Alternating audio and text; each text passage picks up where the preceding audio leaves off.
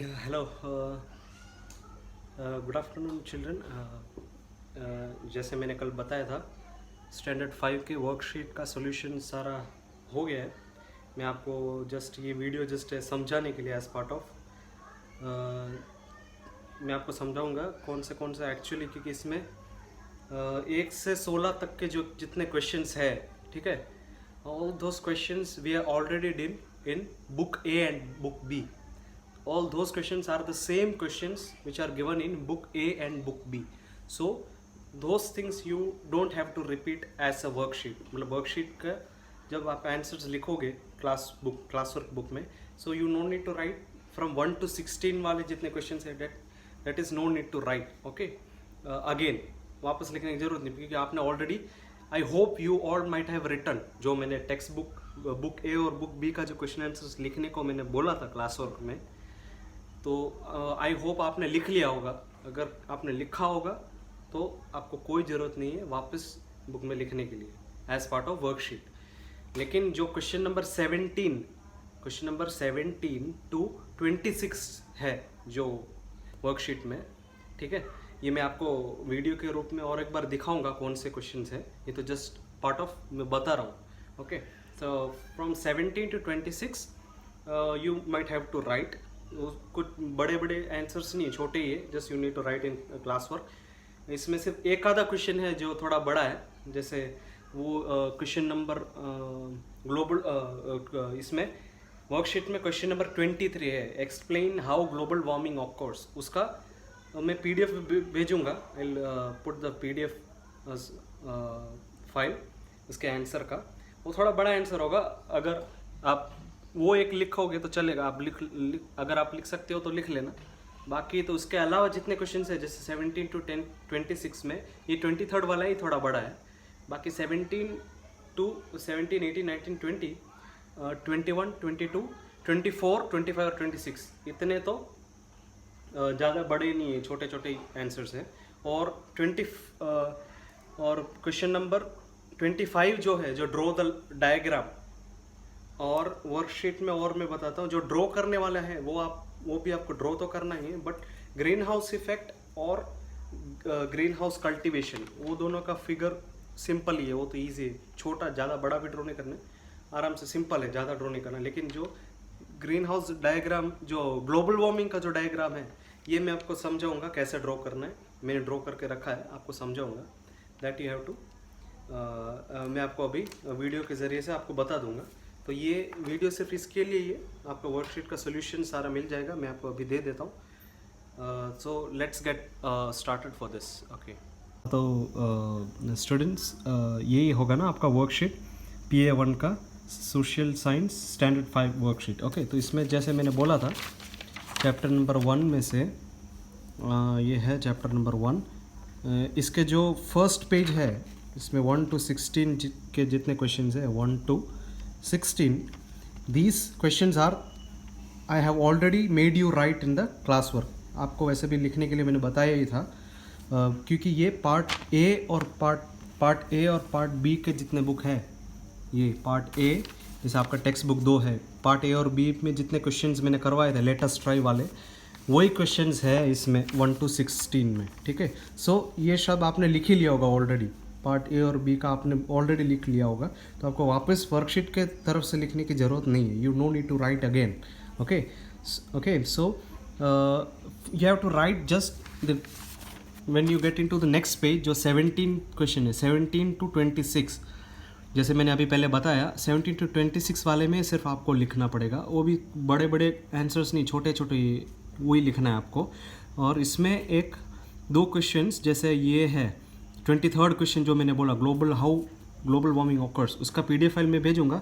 उसका थोड़ा ये टेक्स्ट बुक में ही उसका आंसर है. Just you need to write down the step wise points. इसमें 4 पॉइंट्स है आंसर के जरिए से, आप नोटबुक में लिख सकते हो. वो एक बड़ा वाला एक वो लिखना है, ज़्यादा बड़ा नहीं है, मतलब लिख पाओगे अगर आप लिखना है तो. ठीक है, एंड फिगर जो यहाँ पे 25th क्वेश्चन है, label diagram of green house effect. So that you have to draw. कुछ ग्रीन हाउस इफेक्ट वाला फिगर तो आपके लिए इजी होगा, जैसे वो मैं आपको दिखाऊंगा अभी. इसके आंसर जब दूंगा तब मैं आपको बताता हूँ. पेज नंबर 3 में है उसका figure. you can see there. Okay, so let's get started. मैं अभी जैसे 1 to 16 तो वैसे सॉल्व हो चुका है, वो अभी वापस नहीं कराना चाहूँगा, आपने ऑलरेडी लिख भी लिया है, तो 17 से मैं आपको इसका आंसर्स बताता हूँ, ठीक है. So what is the 17th question, it is what is atmosphere. Okay, so उसका जैसे हमने we have already seen layer of air, इसमें आपको टेक्स्ट बुक में से ही आपको बता देता हूँ.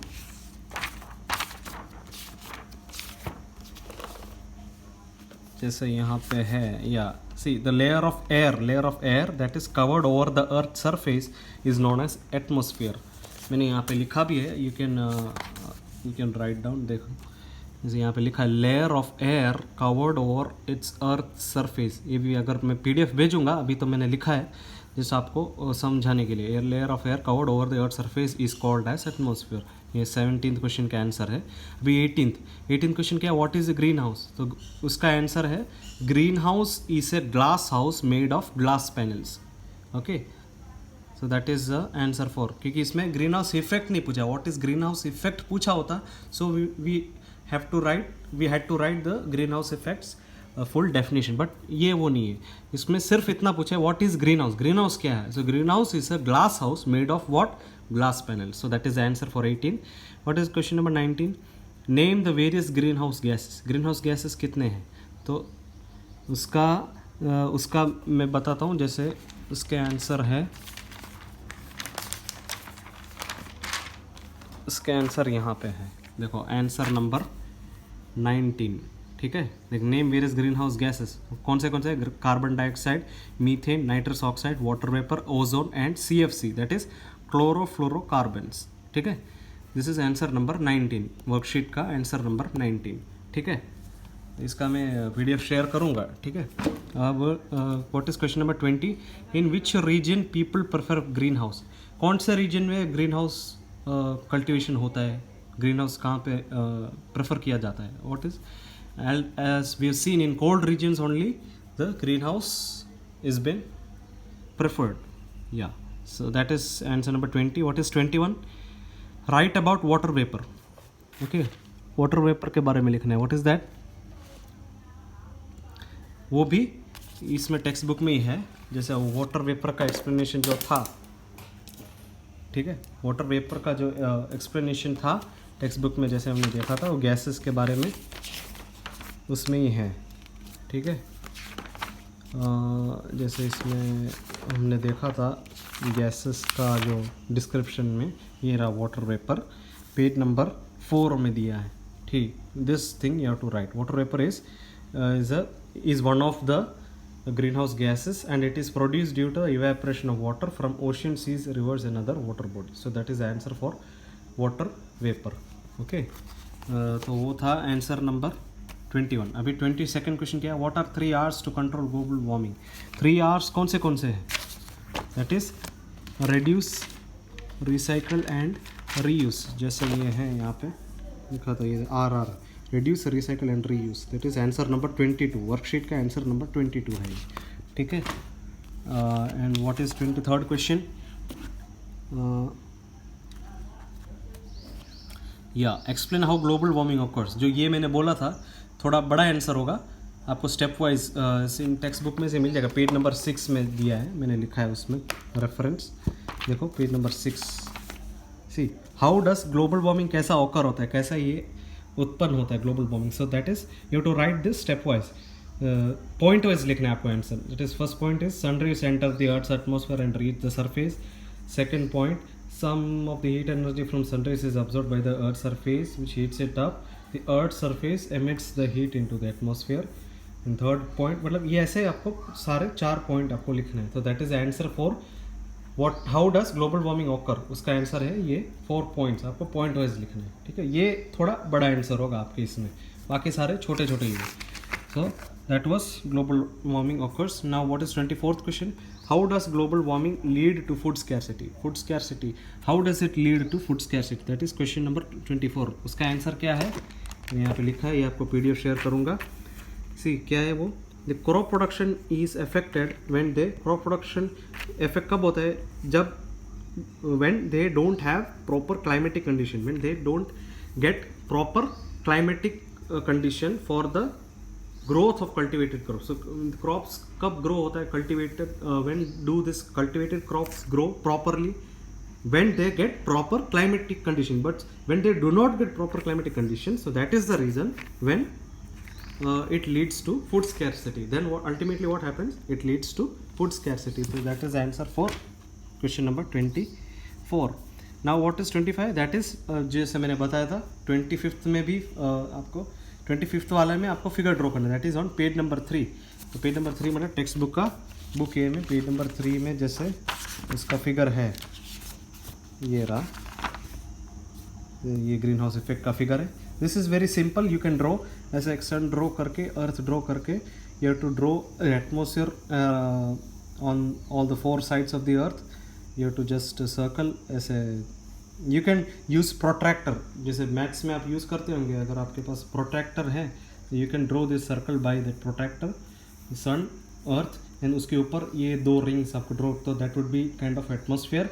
Then you have to draw this rays and also this red rays. ऐसा एरोज, रेड मार्क के जितना एरो है वो भी ड्रॉ करना है, और ये रेज भी आपको ड्रॉ करना है, येलो वाला. ये तो सिंपल है, ये ज़्यादा डिफिकल्ट नहीं है, आराम से आप ड्रॉ कर सकते हैं. और you can write this sunlight here, sun and atmosphere and this earth. ऐसे आप बना सकते हैं. This is very simple. तो that is for answer number 25, जो diagram for green house effect. तो what is 26 question? What are CFC? ये CCFC नहीं है, CFC. CCFC अपन हमारे बुक में है ही नहीं, तो एक से कट कर देना, ठीक है. So what is the question? What are CFC? CFC क्या चीज़ है? सो उसका आंसर है यहाँ पे, जैसे हमने गैसेस के डिस्क्रिप्शन में देखा था. CFC कैसी? So you have to write down like this. मैंने लिख के रखा है आंसर नंबर 26. इसका आंसर ऐसा आएगा. See, chlorofluorocarbons is one of the greenhouse gases.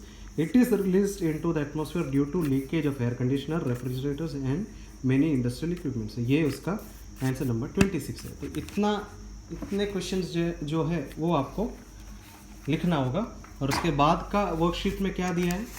26 के बाद जो क्वेश्चन नंबर 2 है, फिलअप्स है, that you can right in the worksheet itself. वो आपको अलग से क्लास वर्क बुक में लिखने का जरूरत नहीं, वो आप वर्कशीट में लिख सकते हो. जैसे मैंने लिखा है यहाँ पे, इसका भी PDF में आपको भेजूंगा, ठीक है. Burning dash causes air pollution. What is that? Burning forest, plastics and called causes air pollution.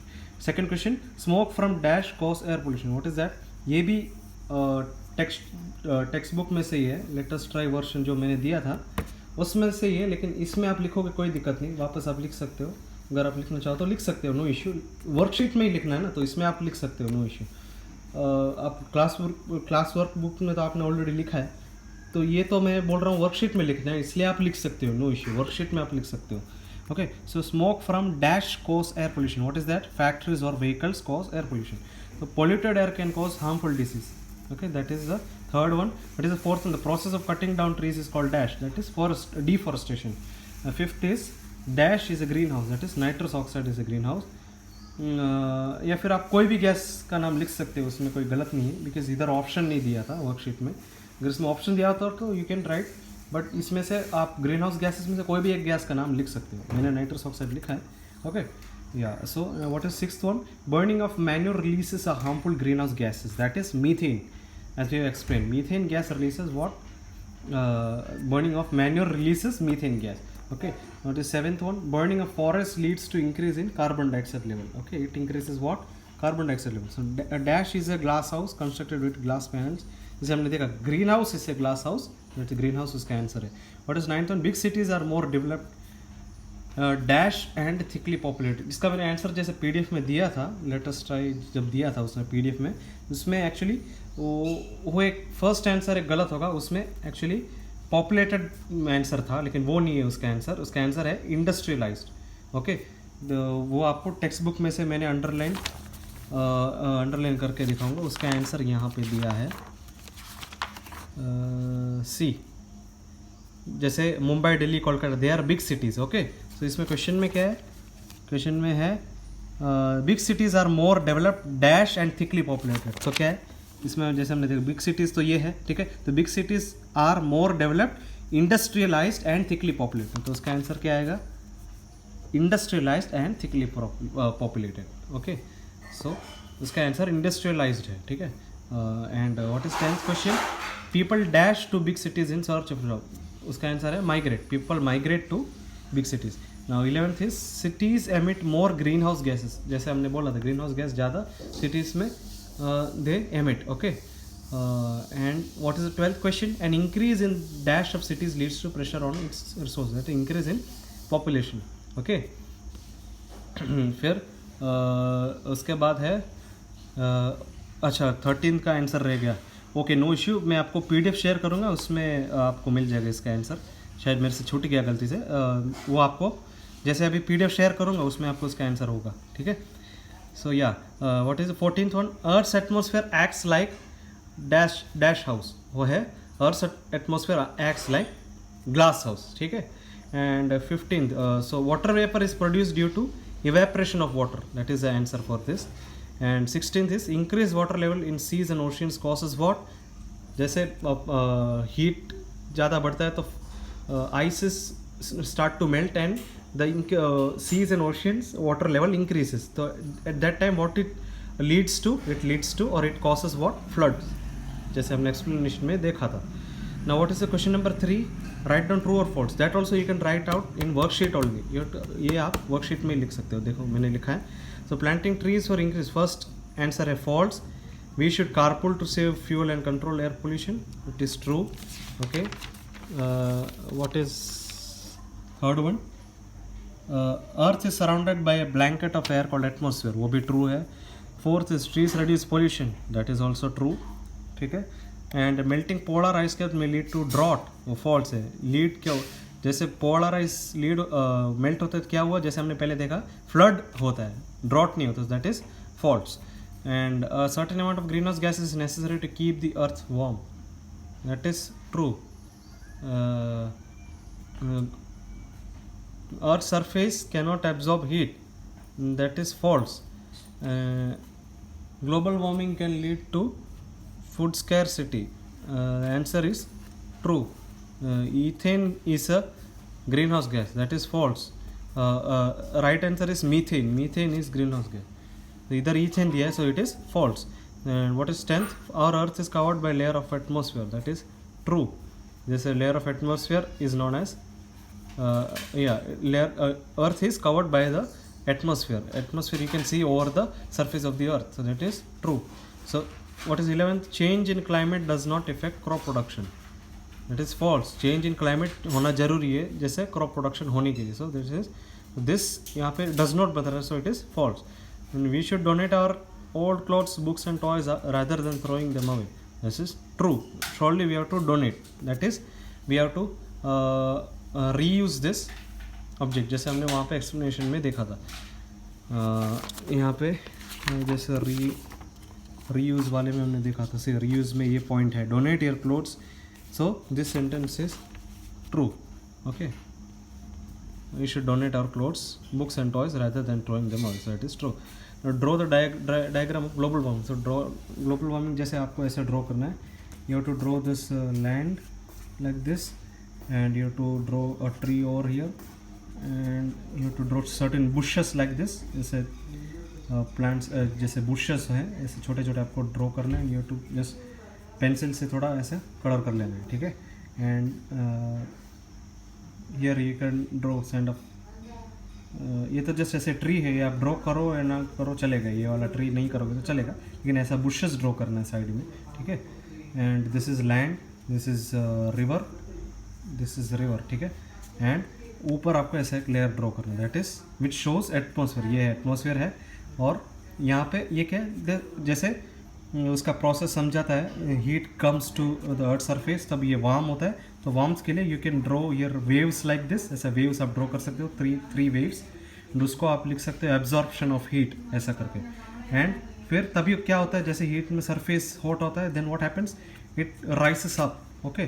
So some of the gases remain inside this atmosphere, वो है, ये ऊपर जाते हुए आपको दिखाना। सो 4 एरो यहाँ पे ड्रॉ करना है एंड 4 एरो ऊपर ड्रॉ करना है, मैंने यहाँ पे 3 ही ड्रॉ किया, बट यू कैन ड्रॉ जिस स्पेस के हिसाब से, you can draw 1 more arrow here like this, so which is which shows that it is outside. So some gases remain inside the atmosphere while some gases go out of the space. मतलब atmosphere के बाहर जाते हैं, मतलब अर्थ के बाहर, that is out in the, it goes out of the earth, means it remains in the space, and while some remain under this atmosphere. वो क्या है? हीट. तो वैसे जब रिमेन होता है तो क्या होता है? हीट जनरेट होता है. That heat is trap due to the gases. तो सम ऑफ द गैसेस के वजह से ये हीट ट्रैप होता है, विच आर दोज गैसेस जिसे हमने देखा था, कार्बन डाइऑक्साइड, मीथेन, वो वगैरह. ठीक है. एंड ये एरो जो मैंने बोला ऊपर ड्रॉ करने को, वो एरो का नाम आप देख सकते हो, ग्रीन हाउस ट्रैप्ड गैसेस, ऐसा आप मेंशन कर सकते हो. So this is kind of a figure of global warming. So this is a simple one. Okay. So like this you to draw, जैसे मैंने समझाया वैसे आपको ड्रॉ करना है. और उसके बाद सेकंड क्वेश्चन क्या है उसमें, क्वेश्चन नंबर 4 का ये था first question. It is second one, draw a diagram of green house effect. ये जैसे मैंने हमने पहले यहाँ पे बोला था, यहाँ पे ग्रीन हाउस इफेक्ट का, जैसे यहाँ पे मैंने बोला था ग्रीन हाउस इफेक्ट का ड्रॉ करना है, तो आप वापस दोबारा ड्रॉ ना करो तो भी चलेगा, जैसे हमने पहले ड्रॉ किया है. ओके. So no issue. जैसे मैंने बोला वो एक बार ड्रॉ कर लो तो दूसरी बार ड्रॉ करने की जरूरत नहीं है.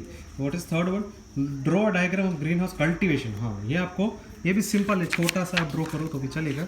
आपको ऐसा ड्रॉ करें जैसे टेक्स्ट बुक में हमने देखा था, कल्टिवेशन, ग्रीन हाउस कल्टिवेशन जैसे ये दिया है. You can draw like this. ऐसा एक दो लाइन ऐसे ड्रॉ करना है. इसमें क्रॉप्स जैसे ऐसा आपको कल्टिवेट ऐसा लाइन ऐसे ड्रॉ करके, इसमें छोटे छोटे ऐसे बुशेस, प्लांट्स वगैरह आप ऐसे डॉट डॉट करके ऐसा ड्रॉ कर सकते हो. देन फिर क्या करना है, ऊपर से ऐसा semi circle you to draw, and फिर क्या करना है, उसके ऊपर ऐसे एक छोटा छोटा ऐसा लाइन ड्रॉ करते रहना है, सेमी सर्कल पूरा ऐसा ड्रॉ करके. Then you to put a line, जैसे लगे कि वो ग्लास पैनल है. ठीक है. बस ऐसा एक छोटा सा ड्रॉ करो तो भी, लेकिन थोड़ा क्लियर दिखना भी चाहिए, इतना भी छोटा नहीं, थोड़ा बड़ा, बुक का साइज़ के हिसाब से आपको ड्रॉ करना है. तो this is also simple one.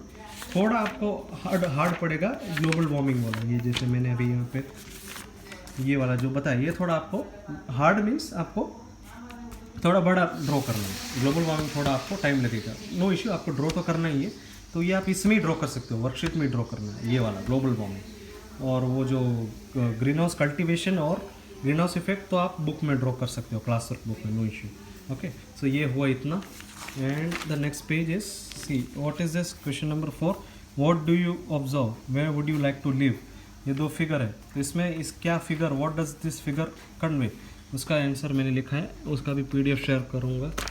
What is that, first figure क्या है, जैसे यहाँ पे मैंने लिखा है, ये first figure represents what, rural area और village. This is rural area और विलेज बोल सकते हैं. What is second figure, second figure represents what, second figure represents the urban और सिटीज़, ये सिटीज़ को दिखाता है. दिस इज अर्बन एरिया और सिटी एरिया. सो बाद में क्वेश्चन क्या, where would you like to live, आप कहाँ रह सकते हो. तो I would like to live in, हम ज़्यादातर सिटीज़ ही प्रेफर करेंगे. Why, because I would like to live in, ये मेरा एक आंसर्स आप अपने आप लिख सकते हो, लेकिन as a kind of chapter के सपोर्ट में, चैप्टर के हिसाब से लिखोगे, so you can write this answer. I will share the PDF. See, I would like to live in the urban area and would like to migrate from rural. You would like to migrate from rural area to urban area. Is kind of an idea of this answer. You can migrate from rural area to urban area as there are better job opportunities. उसका reason क्या है, means उसका discuss करना है, उसका why you would like to live. अगर आप बताओगे मेरे को यहाँ पे जाना है, तो what is the reason. So that is reason means as there are better job opportunities available and to have a job opportunities, education facilities and infrastructure facilities भी आप लिख सकते हो अगर चाहो तो. Okay. and to have a better standard of living. so this is the answer number 4. okay. and the last one is crossword puzzle. तो ये जो मैंने बोला था, ये जो टेक्स्ट बुक में ग्लोजरी मैंने लिखने बोला था, वो ग्लोजरी पार्टी है. जो क्रॉसवर्ड पजल जो है वो ये ग्लोजरी का ही क्रॉसवर्ड है. जैसे मैं बताता हूँ आपको. फर्स्ट वन क्या है, the development of industry on a large scale. कौन सा वाला है ये, the development of industry on a large scale. तो उसका आंसर क्या है, industrialisation.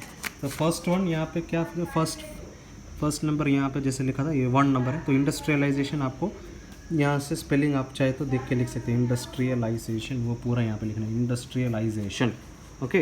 What is second one, facilities available in any place. Facilities available in any place, facilities available in any place का आंसर क्या है, एमिनिटीज़। तो that you can write over, जैसे 2 number यहाँ पे दिए, एमिनिटीज़ आप लिख सकते हो, AM स्पेलिंग आप यहाँ पे देख के लिख सकते हो, एमिनिटीज़। ठीक है। What is the third one, prolonged period of dry condition due to less और नो रेनफॉल, वो कौन सा है, prolong period of dry condition due to less और नो रेनफॉल, उसका आंसर है ड्रॉट। वो आप थर्ड नंबर पे ड्रॉट लिख सकते हो, ये रहा third number, it is drought, spelling आप यहाँ पे देख सकते हो, DROUGHT। What is that is third one. What is fourth one, वो था डाउन वाले सारे, अभी क्रॉस वाले कौन से, the fourth one, the basic systems and services necessary for a city और प्लेस, वो कौन सा वाला है, see the basic system service necessary for city और प्लेस, जैसे उसका है मीनिंग है, उसका आंसर आएगा इंफ्रास्ट्रक्चर। तो वो फोर्थ नंबर क्रॉस वाले में आप लिख सकते हो, इंफ्रास्ट्रक्चर, जैसे मैंने लिखा है। ठीक है।